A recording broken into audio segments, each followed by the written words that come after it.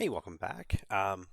So this video here is going to be just me going over my thoughts on 10th edition so far. We've had it for about a month, and I've played a bunch of games. I've watched a bunch of games in person, and I've watched a load of games online. And I think at this point, I sort of see how the edition works, sort of where it's going, and have an idea of, you know, what trends I'm concerned about, which ones I really like, and where I kind of want to see the game go as they make changes, um, and what things that I think need to be drastically changed if the game is going to hold my attention. So these are all my personal thoughts, by the way. Like if they're shared with other um, content creators or just in general people talking about the hobby online. Maybe some of my thoughts have been influenced by that, but for the most part, this is really just from me taking part in the game in a variety of ways and seeing a lot of different factions on the table and how they're performing and what is looking like kind of the standard for how the game is going to go. So, overall, as you can see here, I wrote down that mostly my experience is positive. The games are fun. I find it's quite easy to get going and get the games running. And going through the turns is pretty quick.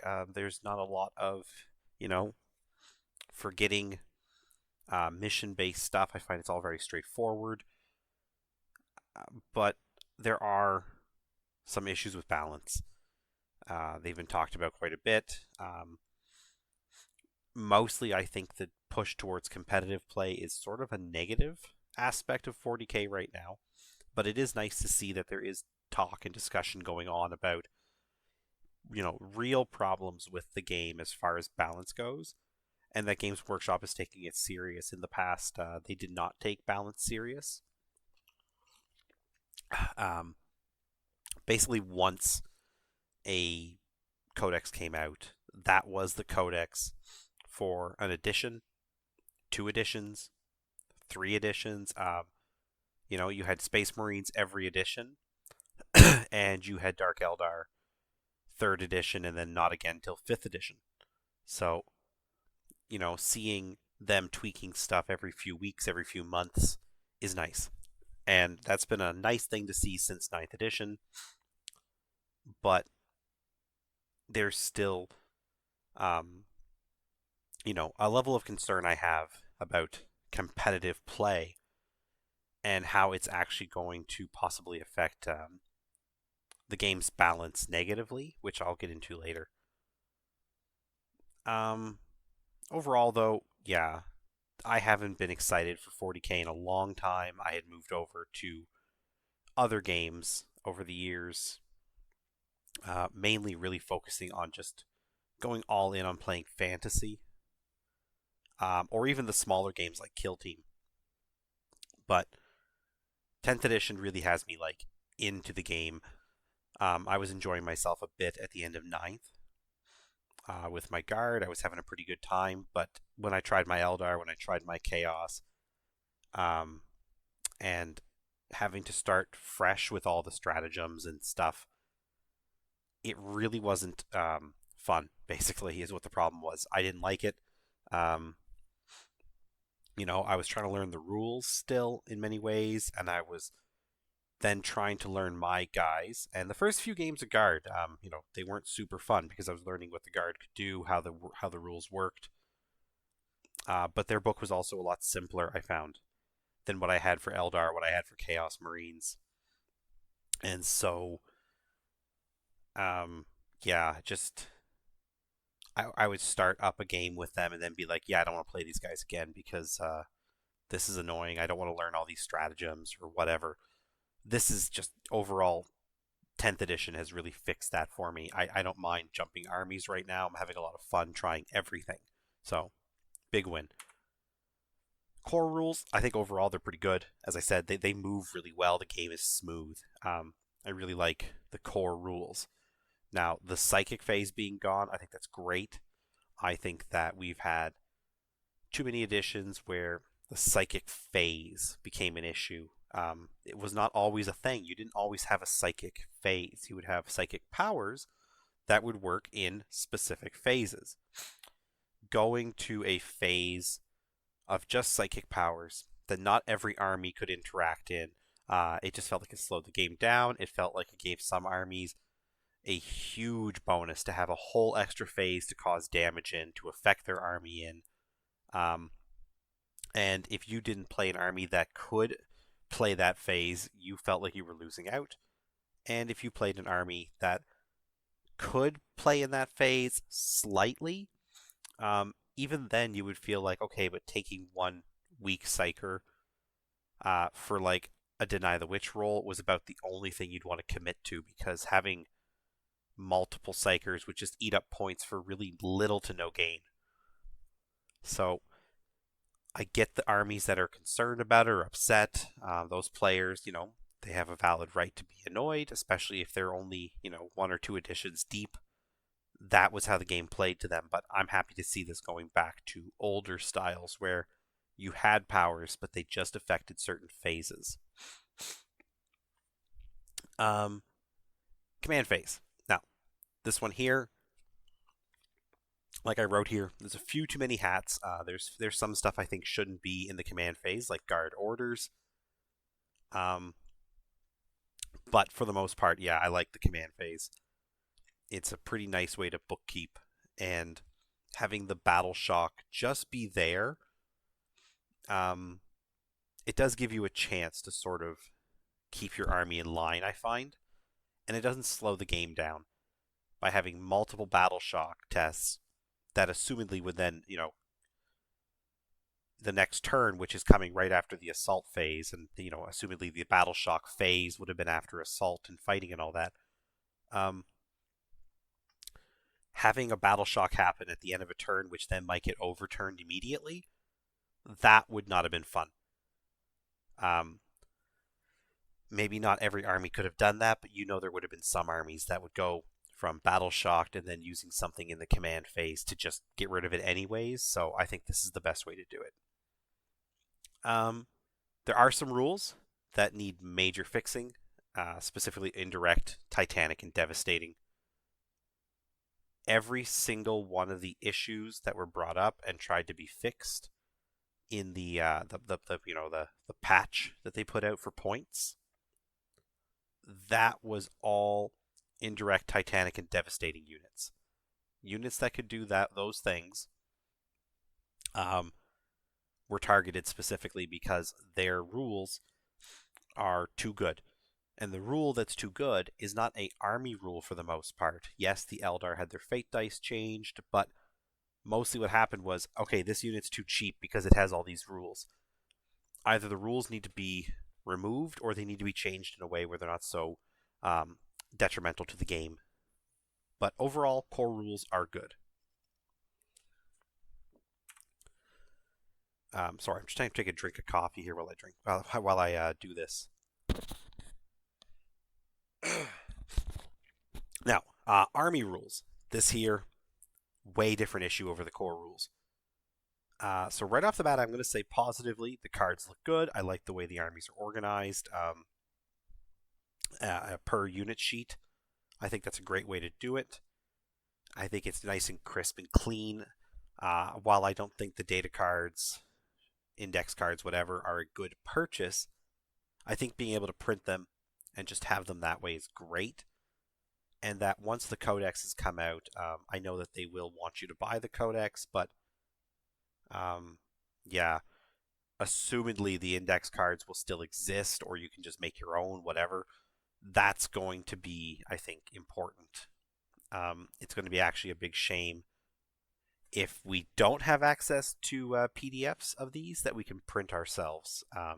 If they try to force the issue of buying, then it's going to be just basically coming down to, somebody putting out a almost blank index card that you fill in with the proper unit name and abilities and stats and whatnot. Because, yeah, I don't want to go back to having a book in front of me. I want these index cards. I like them when they were put into Age of Sigmar. I've been saying for years they needed to be put into 40k. And if they come out and they're not usable without the codex, um, because stuff is missing and they want you to buy both, I think that's going to be frustrating. So hopefully, you know, um, or I guess what I'm trying to say there is more. It's going to be annoying if you have to buy both. I really hope that you can buy the codex and it'll include a code for digital codex, but also digital cards. Because yeah, I want the cards, but I want to make my own cards. I don't want to pay, $30 on top of the 60 some odd dollar cost for a codex. Once the rules start hitting $100, like I'm pirating that. I'm sorry. Um, whether it's through Wahapedia or hoping Battlescribe or whatever works. Like I'm not downloading a PDF of a book, but I'm not buying a book and cards. I will figure out a way around that. Somebody will have an option that will not cost me money. GW needs to do this in a way that justifies me spending money. That's not just shaking me down for, 20, $30 extra. Then you got the armies. Now, like I said, I think the armies for the most part look good, and I think some of them play really well. But there's a whole bunch of issues when it comes to who's weak and who's powerful, to put it in simple terms. And it's because of points cost, it's because of abilities, it's core rule interactions, like I talked about before, the Titanic, the indirect, and the devastating. All of those things are bad, and yeah, bad taste in your mouth when you go from making lists for your guard. That's the first army I played in 10th. I made my guard list, and I was reasonably happy with them. I thought, okay, I didn't really do well this game, but I think I'll do better, as I make more lists. But even then, I knew there was a problem with tanks. I mean, I was like, these tanks cost a lot, and they don't seem to do a lot. I'm just gonna go off topic just for a second and specify or like focus on guard tanks. In 8th edition, tanks were not that good. I focused more on infantry because infantry were more efficient for points, and infantry were also just more fun to play because you felt like you could actually get some, and then you could tweak them what they had, and they would be what you needed. That was fine. And then by the end of 8th edition or the start of 9th edition, they had changed the way army building worked. You couldn't get very many infantry, so you had to sort of start going, okay, well, how do I work tanks into the list? Tanks were still not efficient. They were not effective. Their damage output was poor. Games Workshop decided to add double shooting to Leman Russ battle tanks and the variants. You could shoot the turret weapon 2 times if you only moved a certain amount or less. So basically they said, okay, this tank is doing so badly for what we're charging in the game, points wise, that we need to let it shoot 2 times. That, I think, is a clear indicator there's a problem. They then said, okay, that's kind of weird. That's a terrible way to do it. And there was other tweaks that went to tanks, like the Armor of Contempt, I think it was called. I wasn't super into playing the game at that point because our codex hadn't come out. But then when the codex came, Leman Russ battle tank turret weapons, they all hit a 3+. There were some slight tweaks to some of the guns and some major tweaks to others. And overall, suddenly, most of the tank variants were very, very useful. Although I was concerned the fact that they all cost the same. It never occurred to me they would all still, essentially cost the same. Because right now, they all vary from like 180 to 200, except for the Demolisher, which is way out of line.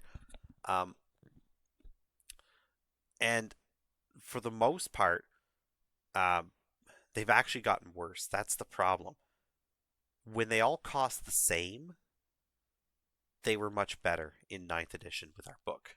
When they went to 10th edition here and they've changed all the points and they've all upped their points because of, no war gear means everything is included, meaning you pay for it all whether you want it or not.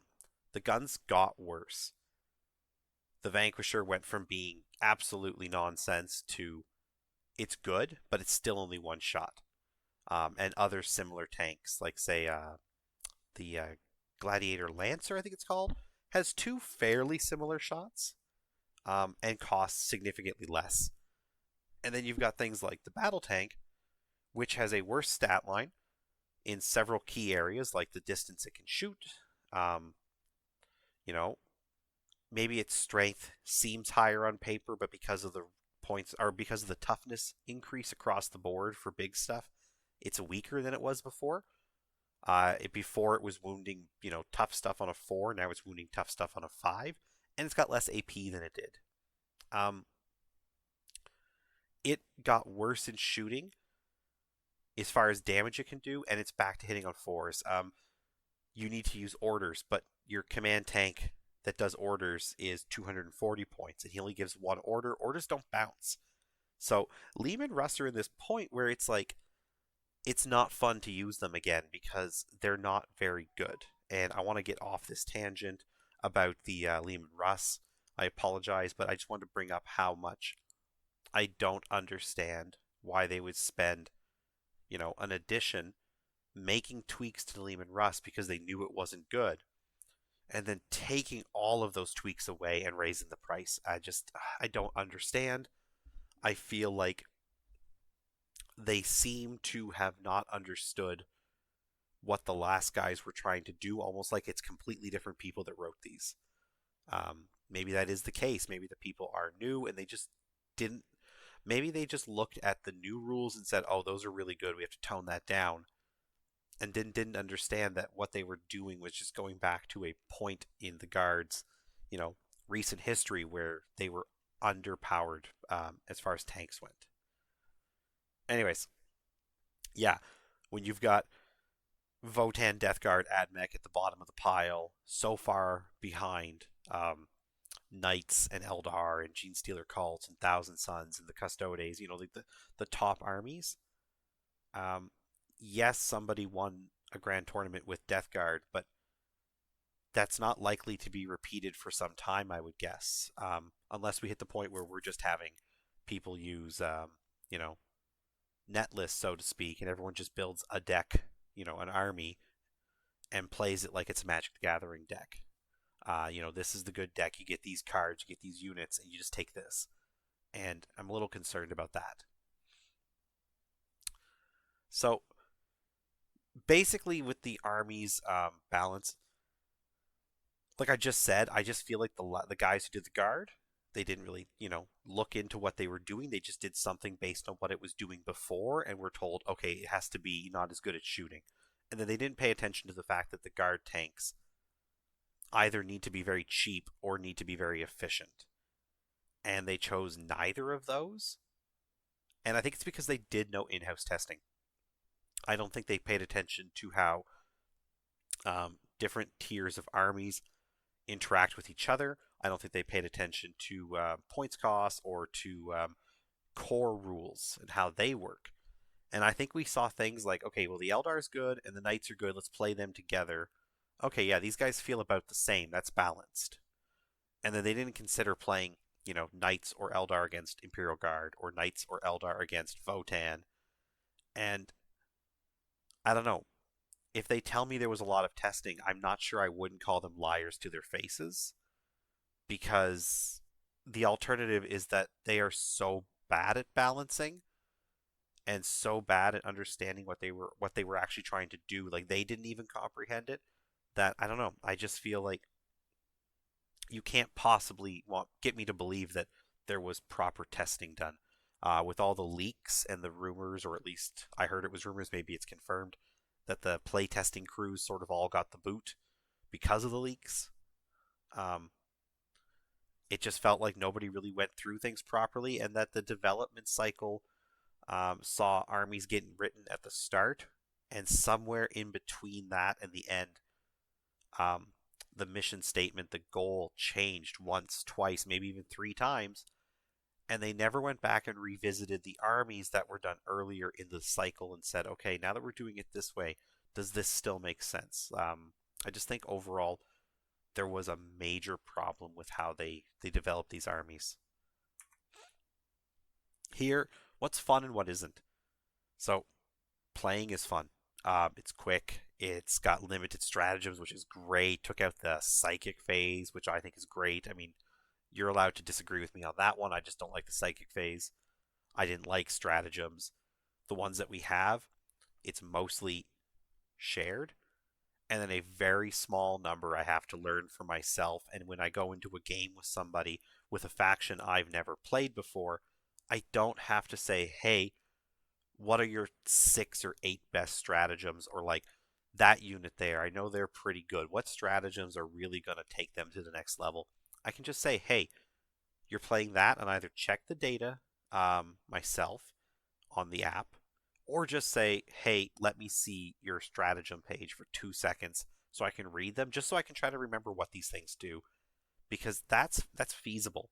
Um, Asking, well, it might sound like the same thing. Hey, what's your best 6 stratagems versus read 6 stratagems? Except, what's your best 6 stratagems doesn't mean that I know what's not, that doesn't mean I know what's in another stratagem card that might come up that, you know, only comes up once in a while, and he never even considered that, oh, that one's going to be good this game. Because maybe a situation arrives where he's like, oh my god, I get to use this stratagem. I never get to use this one because I had that happen in games in ninth. I saw other people have that happen in games in ninth. And it was like this exciting moment where you could break out this stratagem that you thought was essentially worthless. And for that one situation, it was amazing. It was almost like I'm still mildly bitter about losing Amphibious on Chimeras. There used to be a rule on Chimeras, for those who were unaware, where you could drive Chimeras across water even if it was impassable, because they were amphibious. That rule, in all the years I had it, 3rd edition, 4th edition, 5th edition, 6th edition, and possibly 7th, it was still there. I used it exactly one time where it mattered. Yes, there were times I used it, but one time I got to drive across a very big river at a tournament because the board was not balanced at all. It just looked cool. A bridge at either end of a river, and I was facing Tau, made a gun line, and it was like, that's annoying. Oh, wait, I had 7 Chimeras who drove across the water, and he wasn't prepared for that. I basically showed up with 7 Chimeras um, in between his 2 little castles at the bridges. That happened one time in like 10 or 15 years of play, whatever that was. And, you know, that's one cool memory. Having a stratagem that I used one time in 6 months, that's not a cool memory. That's just like, that's a wasted card. It's a wasted space in my book. And then it's annoying for the other guy who got used to my army. And all of a sudden I was like, oh, you know what? Because this happened, I'm going to do this. Or because I took this unit, this whole new stratagem is available to me. And that would be frustrating. It was frustrating when it happened to me. So, yeah, that's that's a problem. I will also say that with abilities being added to every single unit, sometimes more than one, I really disagree that this game is actually simpler this edition. I think it's at least just as complicated, because instead of asking, hey, can I see your 30 stratagems? I'm asking, hey, can I see your like 15 special abilities if you're not using like the same 4 cards? Um, the mission deck, that's amazing. I love it. I've always liked their mission decks. I forget what they're called. I don't know if I have any behind me here, if I can see it. Oh yeah, what is it called? Open War. They've had Open War cards. Loved Open War. It was a great way to play, but there was a whole bunch of problems with Open War. I feel this deck, the mission deck, has pretty much solved those. This is what they've meant for mission decks to be, and I can't wait to see more added to it over the next few months and years. List building. This is the big one. I just want points. I want to pay for models. I want to pay for guns. Um, you know, like, I don't think that a Wraith Knight, like in this image, with 2 Wraith Cannons and 2 star cannons is the same as a Wraith Knight with a sword and a shield and 2 star cannons. And I think that we started off with, wow, they're both 370 points. That's stupid. Look at the 2 Wraith cannons. Of course, you're going to take those. To now they're 475, 105 points more. Well, of course, you're going to take the Wraith cannons because, well, frankly, you'd be stupid to take the sword and board because he's not good. Of the two, he is without doubt the worst option of the two. And I guess there's a third one, which again, you're not going to take it. There's very little mix and match. If you're being told that you have to take X many models or Y many models, because you're either going to have the minimum or the maximum, and there might be something in between, but usually not, and you have to take, and they cost this many points, which means you're probably just going to have to buy the best weapons. Like I said, overall, that's a problem for me. I really don't like that. I think that they really kind of had it in their head that this was going to make things simpler, and really all it's done is it just has made the game less fun for building your list. It's taken that part of the game away, and I hope that the tournament players really, really, really start complaining about this. I think that they are the voices that Games Workshop is listening to. And they need to start pointing out how much better it would be if they could actually tweak their list down to the individual models. I don't know if that's what they're going to do. I don't know if they're finding an issue with that, but I really hope they are. Yeah. And again, the game being developed for those competitive players, tweaked for those competitive players. I just said I hope they do it. But as I said, it's because that's clearly who they're listening to. I really think that's a problem. I don't play competitive. When they made changes to the Eldar and Knights, and made them worse, that didn't fix my guard. The fact that they also made my guard worse by increasing points on stuff, that also made my guard worse. My chaos, I didn't really see too many differences, but again, the chaos didn't feel like they got any worse for me, but they also didn't get better. I don't play my chaos. I play a chaos player. I don't think that he's going to find that my Eldar are, that much better to face if I decide to go all out. If we both went all out, I think my Eldar are going to win handily because the Eldar are pretty much undeniably the better list. And, I play a Tyranid player fairly regularly. Again, I just don't think he's going to see any difference on, his Tyranids versus my Eldar. But I am going to see a difference when I play my Guard, because my Guard are worse. And their armies didn't seem to really get worse at all. A couple of units maybe, but for the most part, nothing really changed. So that's my concern, that we're going to see changes made based on Grand Tournament results, based on what Grand Tournament players are saying, what they're taking, what they're doing, and the, the information they're giving back to Games Workshop. If they don't ask the regular players, if they don't pay attention to regular players, if they don't go to tournaments outside of Grand Tournaments, they're not getting a full picture of what's happening in the game. This is not okay. I think that's something that needs to be addressed. This game isn't just for competitive players. It never was. Moving in that direction now, I don't see how that's okay. Now, the changes I want to see, better balance. But yeah, instead of nerfing stuff every 3 to 6 months, nerfing like 5 armies, make the 15 worst armies better. Give them buffs. My Eldar are fun to play. My Imperial Guard, not so much. They're fine for the most part. Like I can do stuff with them, but I can basically make mediocre lists, or I can make obnoxious lists with 200 guardsmen. Or relying on bunkers and stuff. It's gimmicky.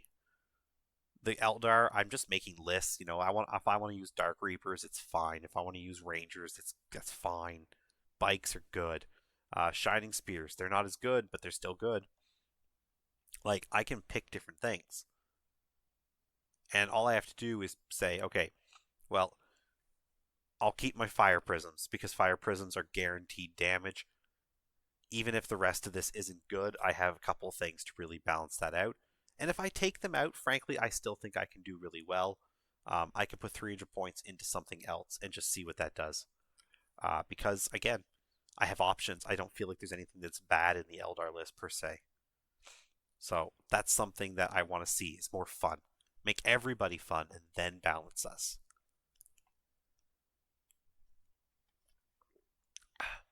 So, again, proper points. I'm not going to go through this again, but basically, if I have to spend 18 months, 24 months with the guard looking the way they are now, I am not going to play my guard. I'm going to get bored of them in 6 months.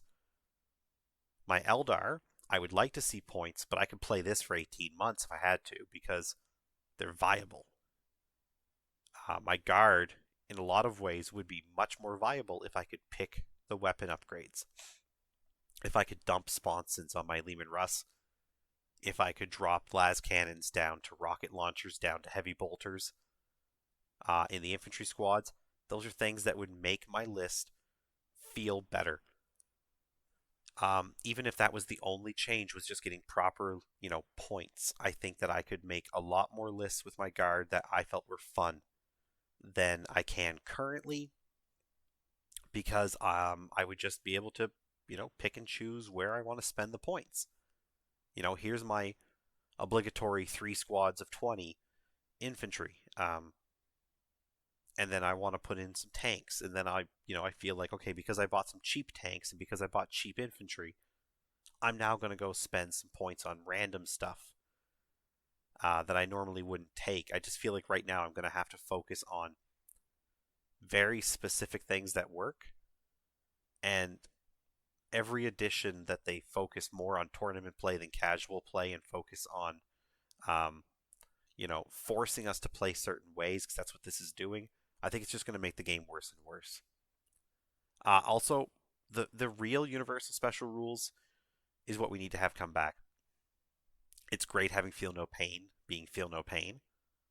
It's great having Stealth or whatever. Just go, what is Stealth? What is Feel No Pain? What is Lone Operative? Those are great. But I also have multiple units in multiple armies that all have these guys reroll a 1. If the target's near an objective, they reroll ones. They reroll all dice. It's the same rule. It's literally written the same way on like 3 or 4 of my data sheets across 3 armies. Why not just give that one name? Because if I say, oh, they have this, and the other guy goes, what does that do? I'll say, oh, this is what it does. He's going to look at me like, oh, Veterans of the Long War. That's the same as, whatever my army does. We have that too. What? Sorry. Why do we have different names for the same thing? They said they were coming back to Universal Special Rules. I think Horus Heresy might look, kind of crazy having like 4 or 5 or 6 pages of special rules, but you don't need all of them in a game. And really, once you've learned the like dozen like really main ones that happen, more often than not in an army list, the other ones are just every once in a while check them out and you'll figure it out soon enough. I think we could have had a few more, and that would have cut out some of these abilities that you could tell eventually with over 1,000 data cards, like whatever it is, 1,000, 1,500. It's there's too many data cards to get that many unique abilities. They're copy pasting the same ones over and over again and giving them new, fluffy names for each army and unit. I I really hope that trend doesn't continue. I hope they just go, sit down and have some real talk with themselves and say, you know what, these are just special rules that are universal, and we've made it complicated for no reason. Let's compile all the ones that are the same and give them a new name that they all share, and then nobody is confused. Yes, it'll empty that text block on the side of your data card if it turns into 3 words in a box to tell you what the universal special rule is you have to go look up. But I would rather lose a paragraph of repetitive, samey same text and have that space available for the units that have legitimate, unique abilities. That's just me. I think though that most people would probably agree that would just make things simpler. Um, I also hope that just we see detachments come out before the codexes. It's been made clear that's not going to happen, but I hope they change their minds. It's a detachment rule. It's 4 enhancements and it's 6 stratagems. For some armies, just changing up a new detachment option is going to make them stay fresh longer, and some of these armies are going to be waiting years on their codexes. We know that. They don't just make 40k, they make Age of Sigmar, they make Horus Heresy, they make Lord of the Rings, they make what is it? So they have 40k, Age of Sigmar, Horus Heresy, Lord of the Rings, Warcry, Kill Team, Necromunda, Underworlds, the new Epic game. I mean, like, there's Fantasy's coming back. Like, that's like 9, and there's more. I mean, Blood Bowl. Like, we're already at 10 systems. If Blood Bowl gets, you know, 1 release a year, okay, it's only 1 release. There's 51 other weeks. But Age of Sigmar, assumedly next year when they get their big new army or core book, that's going to be several months of the year are going to be Age of Sigmar. Several months are going to be dedicated to different things. It's not always going to be 40k. They can't be releasing a codex every month or 2 codexes every month. It's going to take forever. So give us some detachments in White Dwarf, up the sales for White Dwarf. Give us some free ones on the Warhammer community site. Let us print them off. Because right now, I don't think the guard detachment rule is that great. I don't think the enhancements are good at all. The stratagems are decent, but they're not, they're not the best ones either. So give me something new. The army doesn't feel super good. But if in 6 months you give me a new detachment and say, you know what, we know you're waiting. So every 6 months we'll put out, X many new detachments for armies that look like they probably need a boost or who look like they're going to be here for a while before their codexes come. Give us some detachments. I think that's not a big ask. I think this is something that, for the most part, especially with the copy pasting they're doing with a lot of stuff, like I just said, in a couple spots, I think that they could just, copy paste some enhancements and stratagems. Here's a new rule, and have fun. Whether it's here's a guard regiment, or here's a Space Marine chapter, or a company for a space. Here's a Space Marine company detachment. Here's a Genestealer cult. Here's a Tyranid Hive fleet. Here's an Eldar craft world. Things like that. They can do those things. They need to do that every few months, I think, to shake things up. Just a moment. So yeah, moving forward, I just think the concern I have here, you can read this whole thing if you want. I just have it there for anybody who wants to read ahead. I'm afraid the game is going to get more and more competitive. I think we're going to see casual play become harder and harder. We're going to be forced into narrative play if we want to play casual. Or casual play is going to feel like competitive play. And I like narrative, I do. But I like to break out my army book and my army, spend 20 minutes just cobbling a list together, and then throwing dice with some buddies. That's Warhammer for me. And having it just be, well, the tournament players said this and the tournament data says that, so we have to do this. That's going to eventually affect us as casual players. I'm going to keep saying it because that's a concern. Make every army fun to play and then balance them. Stop chasing this perfect, balanced tournament, list or stable of lists that you think that you're going to get Games Workshop. You're never going to balance it enough for the tournament players. Everything you put out is going to get broken by somebody. We know that.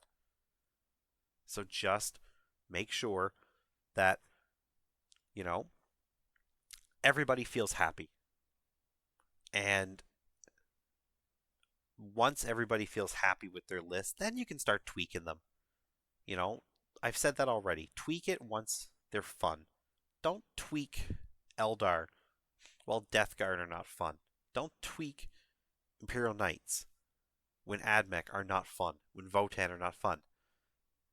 Not only is that not fixing their problems, you know, if every army under Eldar moves up 5%, the lowest armies are still in the same spot, even if the win percentage goes up a little.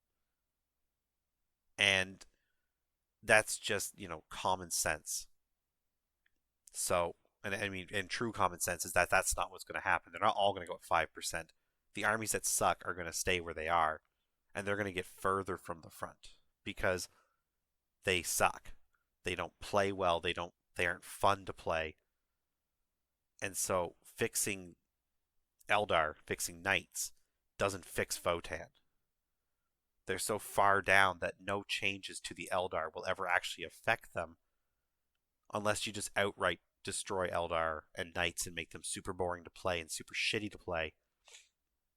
So you need to acknowledge that you can't fix it by looking at the best players, because the best players aren't going to bring Votann. Anyways, I'm also worried about how long these indexes are going to last. I've already brought this up, honestly, so I'm just going to just reiterate. Some people are going to wait upwards of 2 years, maybe 3 years if we're unlucky. And yeah, that's not fair. These indexes are not good.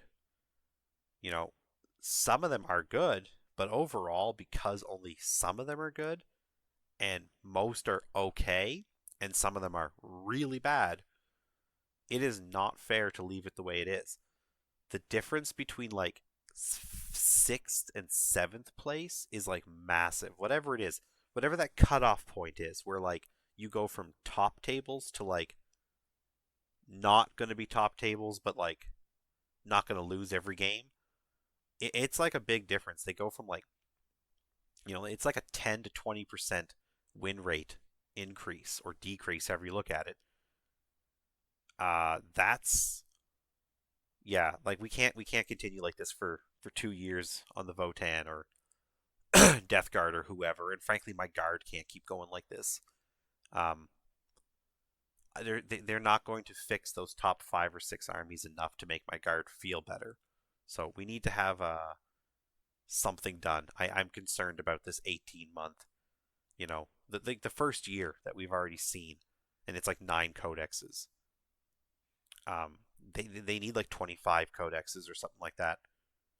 That's 3 years. I mean, I'm not okay with that, and I don't think anybody should be, and we should be pushing them to not write codexes faster because that'll lead to problems, but to do more right now to fix the indexes, to put out more detachment options, like I said already. Basically, work some overtime on the armies that need help. Stop trying to balance top ones, I keep saying this, and fix the bottom ones. When everybody's having fun, you can actually see what really actually needs to be balanced. Anyways, that's the end of it. This is really long. If you did sit through this, I appreciate that. If you skipped through this, but you even went to the end, I also appreciate that. If you have any thoughts or questions, I'd love to hear them. Put them down below. And as always, have yourselves a great